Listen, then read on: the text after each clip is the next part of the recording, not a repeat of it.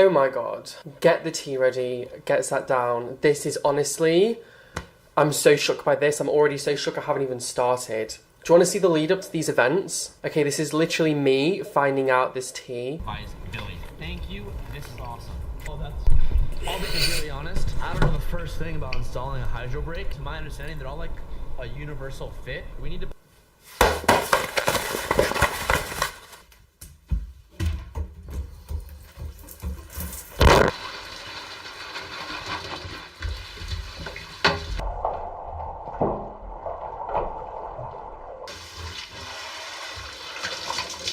Get the tea ready!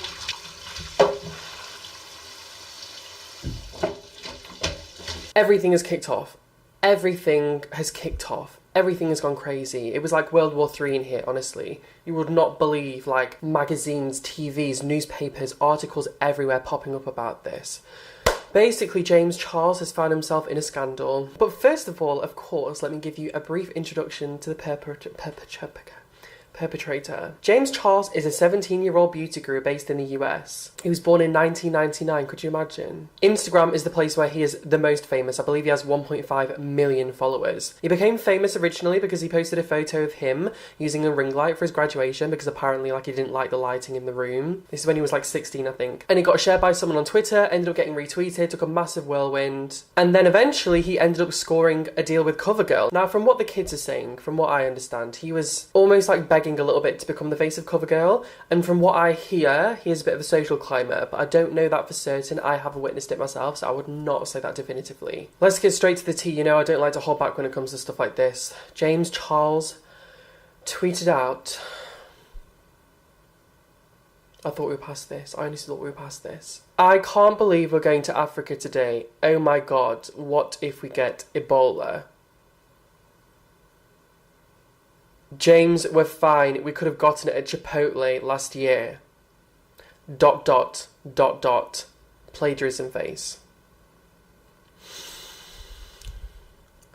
I mean, I know he's young, I know he's 17, but Ebola? The thing that gets me is it's not a case of an Ebola joke. Like, I think 2 or 3 years ago when Ebola was quite big, I went to a Valentine's Day? I went to a Halloween thing and one person was dressed up as an Ebola victim and one person was in like a hazmat suit. And it was very like, there was that, but that wasn't directly making a tie to an entire continent. Do you see what I mean? I think that was a very, like, harsh joke. But this is suggesting that going to Africa means you're going to get Ebola. But obviously, you know, going to an entire continent and saying I might get Ebola, the underlying thing is being extra, but it's quite offensive to people from Africa. It's like, oh my god, don't go to Africa, you'll catch Ebola, ha! I didn't really get that. I just thought that was quite harsh. I don't know, what do you think? Oh my god. Anyway, that isn't even the beginning of the story. That was the initial tweet. I believe it got around 500 likes and loads of retweets before he deleted it. Then he jumped on a plane to Africa. I don't know what school he goes to. I don't know what kind of private school he goes to where at 17 years old you get trips to Africa. I have no idea. Why don't we take a little bit of a look before we get into the stuff that happened after this tweet? Why don't we look at some of James's previous tweets just to try and give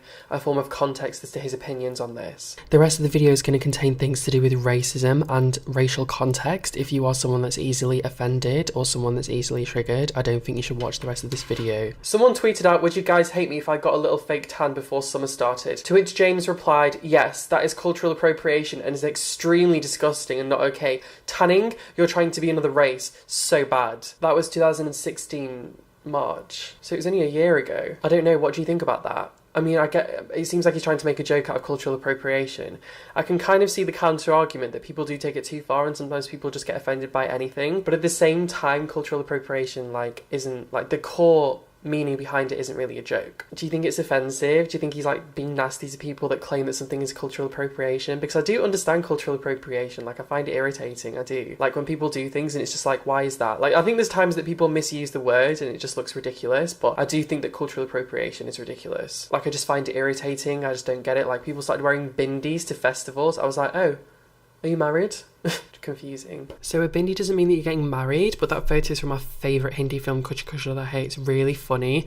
The actress is called Kajol. She's like my favourite person in the world. She's so funny. Another tweet by James Charles. What the hell? This is not okay. This is a person of colour with some sort of thing tied into their hair. It looks like they have like braids and they've tied it up into like a ponytail. I didn't really see an issue with that. I don't really understand what the issue is. It's quite common, like black girls often get braids. It's like a normal thing, you know, white people get ponytails, black girls get braids. Like obviously not everyone, like everyone has their own style, but it's quite a common thing. Anyone with like black origin will know how hard it is to deal with like black hair. Like it's often very frizzy and it's very difficult to work with. You can try and relax it, which often works really well. My best friend back home used to always relax her hair, but she couldn't do it all the time because it leaves it really damaged. So one really good alternative is braids. And in this instance, I don't know, I didn't really get, like, maybe he was talking about the shoes. I don't think he was talking about the shoes. I didn't really get it. I was just like, James, really?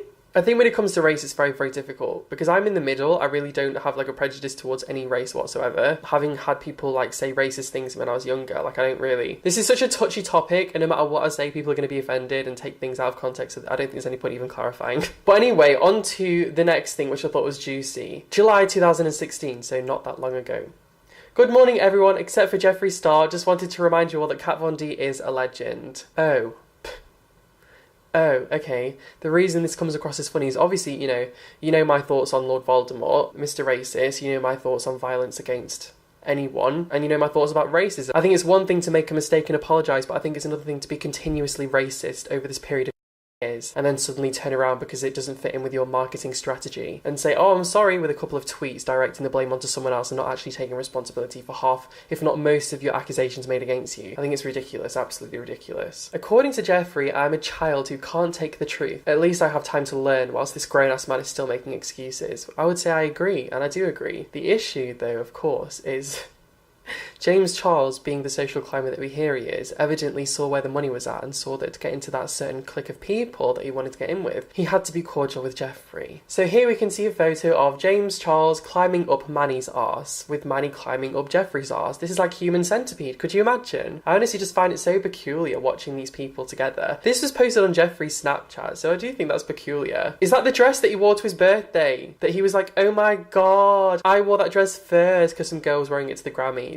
And Attitude magazine quoted and was like, no babe, you wore it in your kitchen, she wore it to the Grammys, like she actually has talent, she's not just a racist cretin. Anyway, what do you think about this? To me, the whole situation just seems ridiculous. This whole little clique, to me, when I look at them, it reminds me of a viral picture I saw when I was younger. It just looks like inbreeding to me. It's like this is the result of people that are related breeding. I'm sorry if that comes across as offensive, but I'm going to be honest with you on my channel, that's just how it seems. It's like everything starts off wholeheartedly and innocent, and then when people realise that money's involved, it just becomes ridiculous. Obviously with Jeffree, I don't think he has a soul. I mean, if we take a closer look.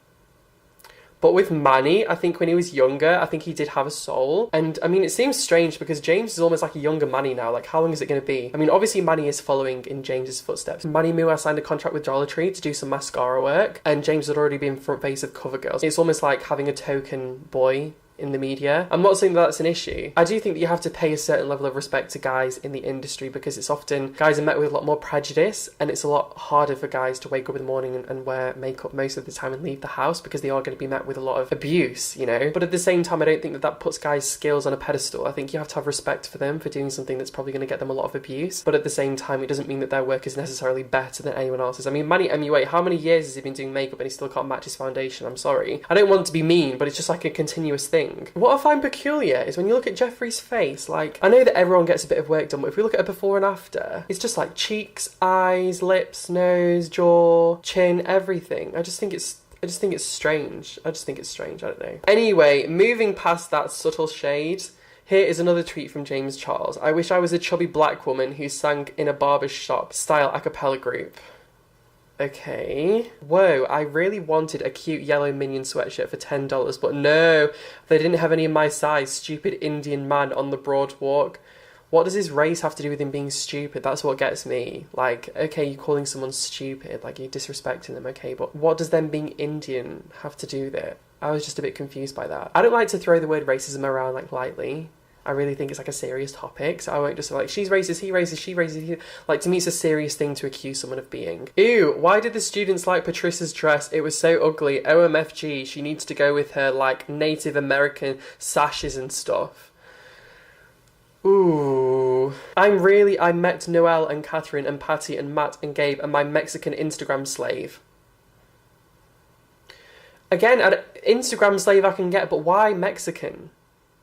What does you know, where he comes from have to do with it, or where she comes from have to do with it? I just don't get it.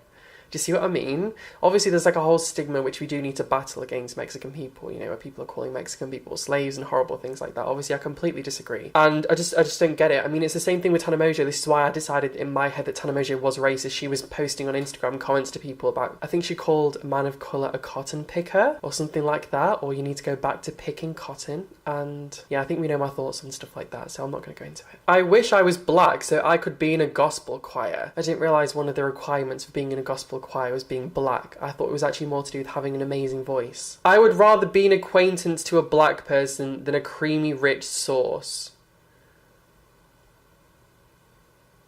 Okay. Anyway, obviously this entire thing kicked off with the initial tweet which we covered, in which he was talking about Ebola. So I just wanted to give you a context so you know that this isn't like a complete one-off. There have been touchy tweets before this point. Affinity magazine picked up on this instantly, as did I and many other people on YouTube. His manager called us and told us to take this down. We said, nope, please spread this. So basically, James Charles' manager called Affinity magazine that posted an article about this and asked them to take it down. CoverGirl's new boy, James Charles, just said all Africa has Ebola. That is what he was implying. I don't know, I just think, you know what, for the amount of money that this young boy is earning, and I think to be so young and to have so much given to you, you need to be smarter. You don't have an excuse. People can say he's young, he's this age, he's that age, but in reality, I would presume he reels in, I'm going to take a wild guess and say $30,000 per Instagram post based on sponsorships. You know, where they put like, they'll link a company and they'll say like, I use this mascara, I use this lash. They usually pay to do that often.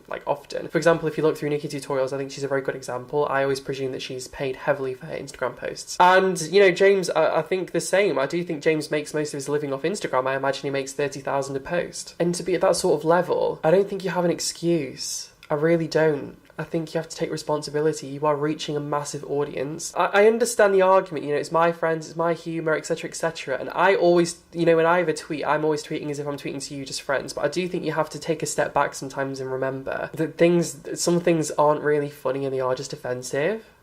And there's no humour behind it. Like, I can understand offensive humour, and I'm not very prissy towards that. Like, sometimes, you know, the whole thing with PewDiePie, which I think I want to make a whole video about, to be honest, which is not in our community, but I think you'll like it, because it is kind of relevant.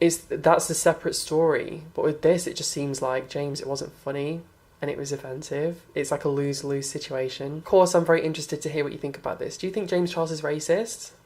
Let me know, and also tell me down below what you think about the whole situation. There's so many people that things are coming forward with where it sounds like they're being racist, and you know my thoughts on racism. I don't throw the word around lightly. I do think you have to use it seriously. So if you ever think that I'm picking sides with someone, I'm honestly completely not. It's really just a case of me not wanting to water down the word. But in this instance, it's really like, why Mexican? Why Mexican slave?